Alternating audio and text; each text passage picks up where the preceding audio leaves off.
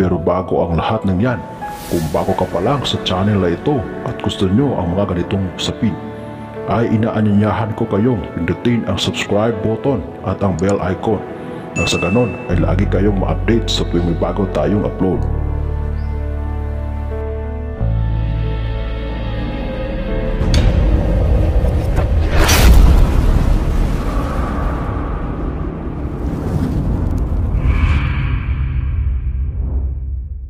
Sa panahon ngayon, mahirap nang iwan ang ating pamamahay na hindi mag-alala na baka ito ay pagnakawan o ito ay looban ng masamang tao.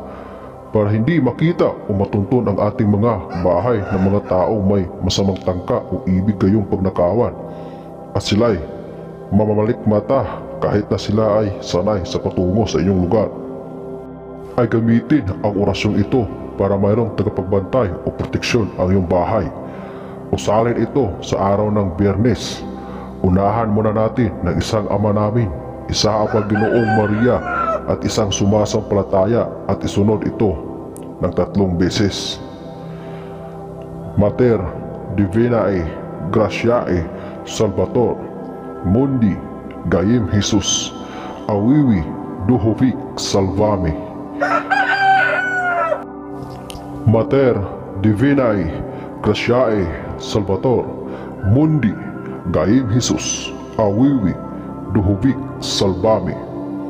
Mater Divinae Graciae Salvator Mundi Gayem Jesus Awiwi Duhovik Salvami.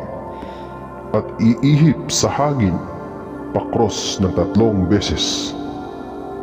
At kung aalis ka na ng bahay o manaog sa bahay ay sabitin ito: Ali, Aduy, Sabut, Amara, Mislim, Kislim, Idlim, Simbilim.